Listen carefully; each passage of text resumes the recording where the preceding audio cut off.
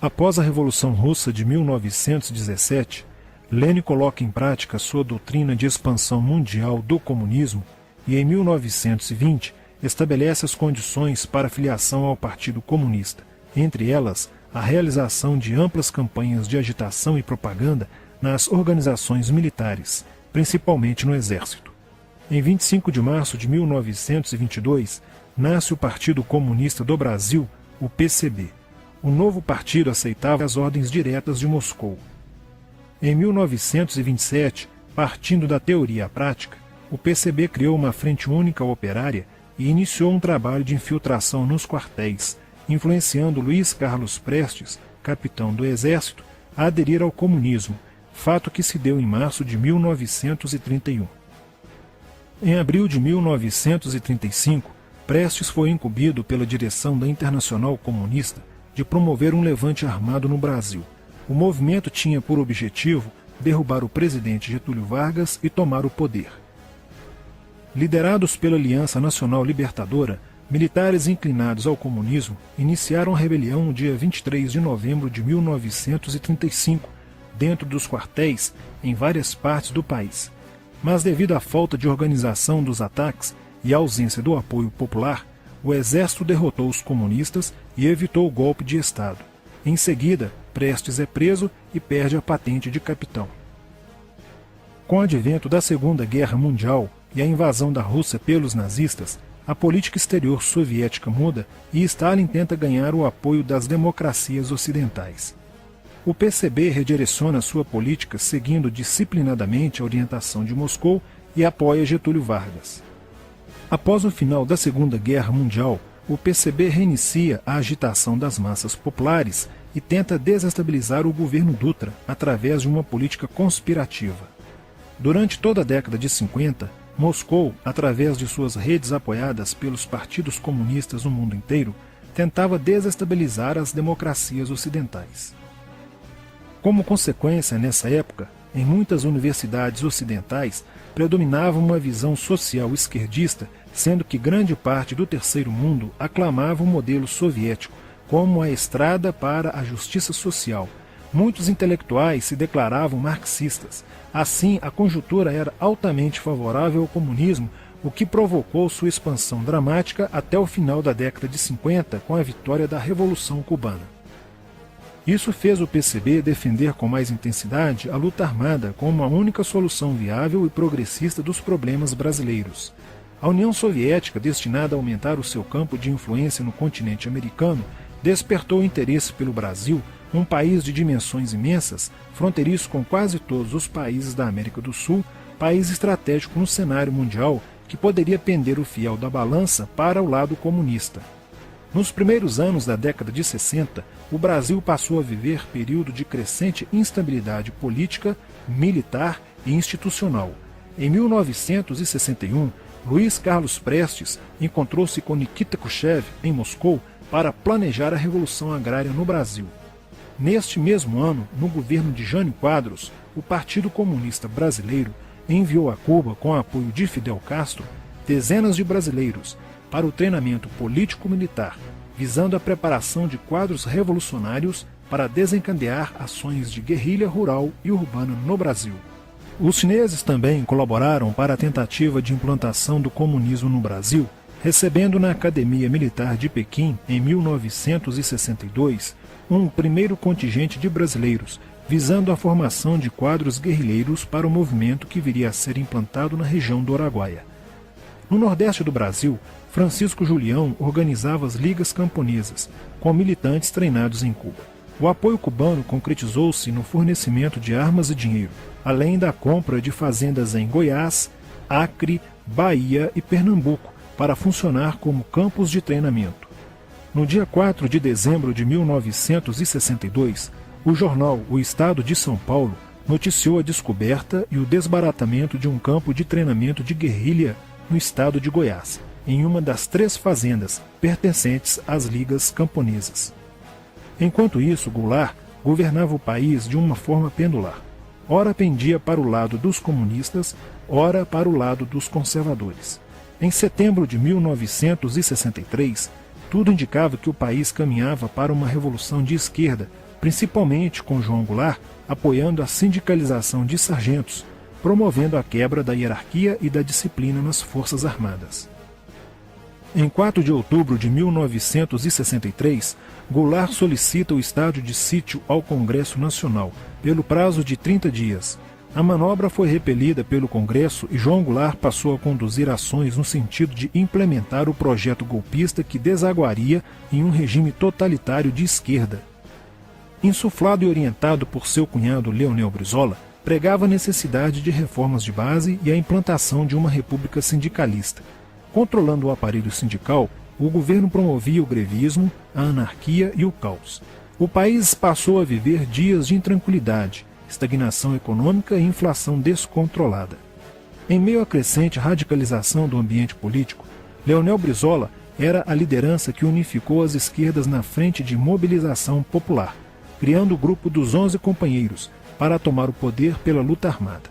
Segundo Brizola, o grupo dos 11 seria a vanguarda avançada do movimento revolucionário, a exemplo da Guarda Vermelha da Revolução Socialista de 1917 na União Soviética. Alheio às críticas que lhe endereçavam militares e oposição civil, João Goulart e o PCB mantinham entendimentos constantes. No dia 13 de março de 1964, um comício realizado na Praça Central do Brasil, no Rio de Janeiro, ficou conhecido como a Comissão das Reformas. Mais de 100 mil pessoas participaram, pedindo a legalização do PCB e a entrega de armas ao povo para a luta armada. No palanque estavam João Goulart, Miguel Arraes e Leonel Brizola. No dia 19 de março aconteceu a primeira Marcha da Família com Deus pela Liberdade, que reuniu 800 mil pessoas em oposição ao comício do dia 13, em demonstração do descontentamento de grande parte da população com os rumos que tomava a situação nacional, principalmente devido à impressionante demonstração de força, o tom radical dos discursos de Arraes e Brizola e a profusão de cartazes com a foice e o martelo. Em 20 de março, apoiados por Brizola e pela CGT, a Associação dos Marinheiros e Fuzileiros Navais do Brasil reuniu-se declarando um motim, dando origem a vários outros movimentos rebeldes no interior das Forças Armadas. Realizou-se em Niterói, na sede do Sindicato dos Operários Navais, um congresso continental de solidariedade a Cuba, com a participação de delegações latino-americanas. Luiz Carlos Prestes manifestou o desejo de que o Brasil fosse a primeira nação da América do Sul a seguir o exemplo de Cuba, se tornando uma nação comunista. Na véspera de 30 de março de 1964, João Goulart, ignorando o pedido de assessores e do seu líder na Câmara, Tancredo Neves, compareceu à sede do Automóvel Clube para uma homenagem da Associação dos Sargentos da Polícia Militar. No seu discurso, Goulart defendeu a mudança na Constituição para que pudesse concorrer às eleições presidenciais de 1965, desagradando a Carlos Lacerda, Magalhães Pinto e Juscelino Kubitschek, pré-candidatos à presidência da República. O golpe da esquerda já estava preparado para 1º de maio de 1964, caso o Congresso Nacional não aprovasse as mudanças. A imprensa brasileira, bem como importantes setores da Igreja Católica, do meio empresarial e a maior parte do Congresso Nacional, exigiam ações das Forças Armadas para conterem os comunistas no Brasil. Ao final de março, jornais como o Globo, Jornal do Brasil, Correio da Manhã e Diário de Notícias pregaram abertamente a deposição do presidente João Goulart. Nos bastidores dos acontecimentos, os serviços secretos dos Estados Unidos e da União Soviética trabalhavam intensamente, tentando cada um fazer a balança pender para o seu lado, não medindo esforços para levarem o Brasil a uma guerra civil. O general Olímpio Mourão Filho resolveu partir com suas tropas, sediadas no estado de Minas Gerais, para o Rio de Janeiro. O general Castelo Branco, ao saber disso, telefonou para Magalhães Pinto, governador de Minas Gerais, com o intuito de segurar o levante. O governador mineiro argumentou que, uma vez iniciada a revolução, seria um erro parar, pois alertaria as forças fiéis a Goulart, podendo agravar a situação. A falta de reação do governo Goulart e dos grupos que lhe davam apoio foi notável. Não se conseguiu articular uma reação armada por parte da esquerda. também fracassou uma greve geral proposta pelo Comando Geral dos Trabalhadores, em apoio ao governo. João Goulart, em busca de segurança, viajou no dia 1º de abril do Rio de Janeiro, onde se encontrava no momento da Revolução, para Brasília, e em seguida para Porto Alegre, onde Leonel Brizola tentava organizar a resistência. Mas João Goulart desistiu de um confronto militar com os revolucionários e seguiu para o exílio no Uruguai. No dia 2 de abril, o presidente da Câmara dos Deputados, Ranieri Mazzilli, assume provisoriamente a presidência da República e mais de 1 milhão de pessoas lotaram as ruas e praças do país para comemorar a vitória. No dia 11 de abril de 1964, o Congresso Nacional se reuniu para eleger o novo presidente da República. O general Castelo Branco, aclamado por grande parte da sociedade brasileira, apoiado pela imprensa e por importantes setores da Igreja Católica, além de contar com a aprovação de grandes líderes políticos, entre eles Juscelino Kubitschek, precisava de 238 votos para ser eleito em primeiro turno, e acabou recebendo 361 votos. No dia 15 de abril, Castelo Branco assume a presidência da República, consolida a vitória sobre o movimento comunista e renova as esperanças do povo brasileiro de ter um país com dias melhores. Porém, a esquerda derrotada colocaria em cena, nos anos posteriores, Carlos Marighella, ideológico comunista e defensor da luta armada, que submeteria o povo brasileiro às ações mais obscuras da guerrilha, o terrorismo.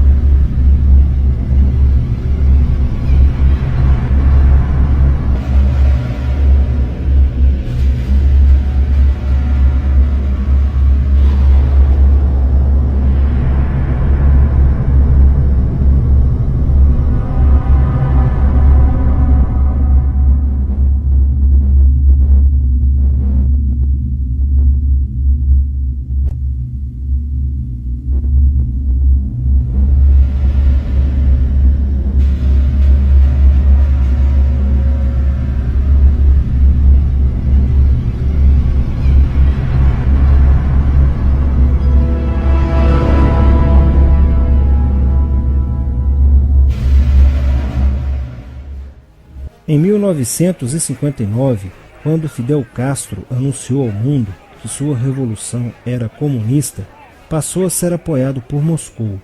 Com isso, a União Soviética iniciou uma campanha para dominar com a ideologia marxista a América Latina, onde os partidos comunistas formariam grupos de guerrilha armada com dinheiro soviético, repassado por Cuba.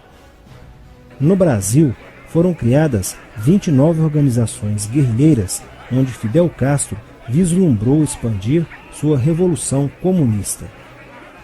Em 1961, o presidente do Brasil, Jânio Quadros, condecorou o guerrilheiro cubano Che Guevara com a Ordem do Cruzeiro do Sul, sem imaginar que 4 meses antes o Partido Comunista Brasileiro acertara com Fidel Castro o envio de jovens brasileiros para o treinamento de guerrilha em Cuba, com a finalidade de preparar quadros revolucionários que desencadeariam a luta armada no Brasil. As ações armadas já existiam antes de 1964 no governo de João Goulart, através das Ligas Camponesas de Francisco Julião e do Grupo dos 11 de Leonel Brizola. Com a chegada ao poder, em 1964, do presidente Castelo Branco, centenas de comunistas e políticos de esquerda refugiaram-se no Uruguai, onde formariam a Frente Popular de Libertação, que a partir de 1965 empreenderia atos de sabotagem urbana e focos de guerrilha rural no Brasil, principalmente na Serra do Caparaó, cujos guerrilheiros, apoiados por Leonel Brizola, foram combatidos e vencidos por tropas da Polícia Militar de Minas Gerais. Em 1966, a esquerda brasileira, decidida a tomar o poder à força e em curto prazo, passou a adotar táticas terroristas como as que foram usadas pelo grupo guerrilheiro Ação Popular, que ao explodir uma bomba no saguão do Aeroporto Internacional de Guararapes, em Recife, matou o jornalista Edson Regis de Carvalho e o almirante Nelson Gomes Fernandes. A influência da Revolução Cubana passou a servir de modelo para muitos revolucionários como Carlos Marighella, do PCB, que em 1967 viajou a Cuba e participou de um evento sobre a propagação da luta armada no território brasileiro. De volta ao Brasil, em setembro de 1967, Marighella criou a Ação Libertadora Nacional, ALN, e começou a recrutar jovens brasileiros entre os estudantes que, depois de preparados ideologicamente, foram enviados a Cuba. Em 1968, com a chegada ao Brasil do primeiro contingente da ALN de guerrilheiros formados em Cuba, entrou em cena Carlos Lamarca, capitão do Exército e militante da Vanguarda Popular Revolucionária, VPR, que se uniu a Marighella e em janeiro de 1969 explodiu 50 quilos de dinamite no QG do 2º Exército, matando na explosão o soldado do Exército Mário Cosel Filho e ferindo 6 militares. E ainda, na cidade de São Paulo, os guerrilheiros avançaram com um veículo roubado e abordaram o capitão Chandler, do Exército dos Estados Unidos, que se encontrava no interior de um automóvel quando saía de sua residência. Chandler foi morto por uma rajada de metralhadora em frente da esposa e do filho de 9 anos. O Comando de Libertação Nacional, Colina, criado em Belo Horizonte no ano de 1968, executou na capital mineira vários assaltos a agências bancárias e atentados à bomba. Os guerrilheiros se reuniam durante as sessões de cinema no Cine Acaiaca, localizado na área central de Belo Horizonte, para planejarem as ações de terror e guerrilha. A situação estava ficando caótica no país. Os guerrilheiros praticavam atentados à bomba nas grandes cidades, matando e ferindo vários inocentes, aumentando a insegurança e o medo da população, que passou a exigir ações imediatas do governo brasileiro para acabar com a violência praticada pela guerrilha. Atendendo ao clamor público para combater o terrorismo e a guerrilha com mais rigor, o presidente Costa e Silva editou o Ato Institucional número 5, AI-5, que previa o exílio e punições mais severas aos autores de atos de guerrilha terrorista praticados contra a população brasileira. Em desafio à nova medida do governo de proteção à sociedade, Carlos Marighella, em 1969, lançou o seu mini-manual do guerrilheiro urbano. Neste mesmo ano, só no Rio de Janeiro, a ALN, para aumentar os seus recursos financeiros, praticou 30 assaltos, sendo a maioria deles contra as agências bancárias. E ainda, em 1969, a ALN, juntamente com o Movimento Revolucionário 8 de Outubro, o MR8, sequestrou o embaixador dos Estados Unidos, Charles Burke. O sequestro foi sugerido pelo guerrilheiro Franklin Martins.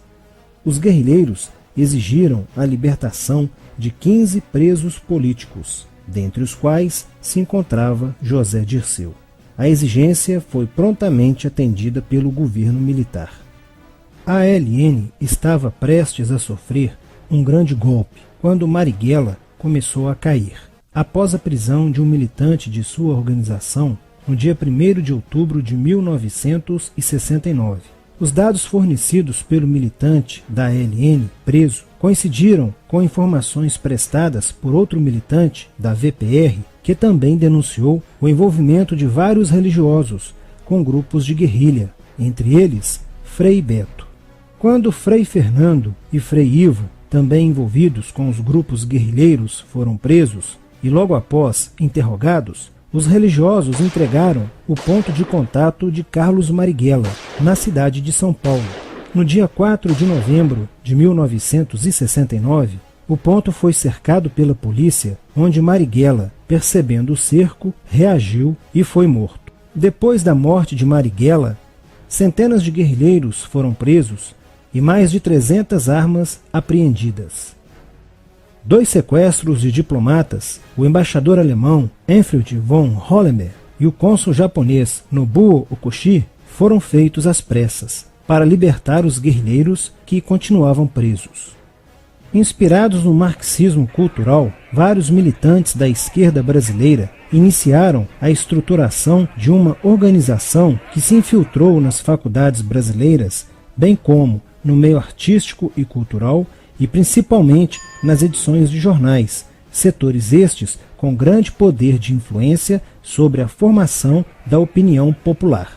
Durante as manifestações, vários militantes comunistas, usando armas de fogo, eram infiltrados no movimento estudantil e disparavam contra os manifestantes, na intenção de colocar a opinião pública contra o regime militar. Com a morte de Marighella, Lamarca havia assumido a posição de líder mítico, que sustentava a esperança na vitória comunista. Em 1970, quando o embaixador suíço Giovanni Butcher foi sequestrado, o governo se recusou a soltar os presos da lista apresentada pelos guerrilheiros. Depois de 40 dias de sequestro, os guerrilheiros quiseram matar o embaixador suíço. Porém, o governo militar cedeu e as exigências dos guerrilheiros sequestradores foram atendidas, preservando a vida do diplomata. Na cidade de São Paulo, o cerco sobre a vanguarda popular revolucionária, liderada por Carlos Lamarca, estava se fechando. Isso fez com que Lamarca fugisse para o Vale da Ribeira e montasse um campo de treinamento para a guerrilha. Na tentativa de descobrir este campo, tropas da Polícia Militar do estado de São Paulo foram deslocadas para a região.